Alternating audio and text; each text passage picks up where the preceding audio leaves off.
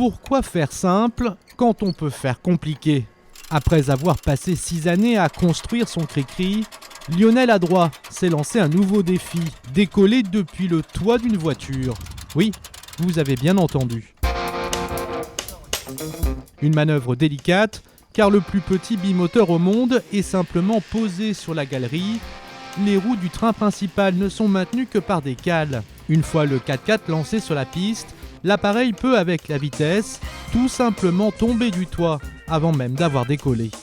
Il faut mettre du manche avant, donc on a toujours une assiette négative, donc on a toujours une vision vers le bas, alors que d'habitude on est légèrement vers le haut parce que l'avion a tendance à monter. Donc au moment de la rotation, on remet le manche légèrement au neutre, un petit peu de calage positif pour cabrer la profondeur et la rotation se fait.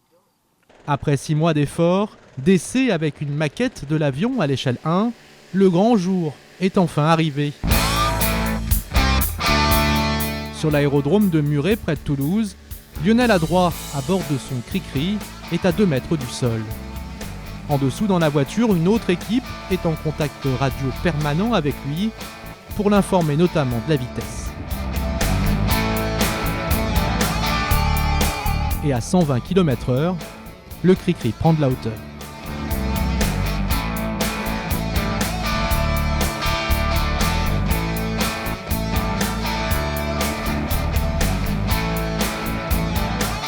Ce décollage depuis le toit d'une voiture est une première en France.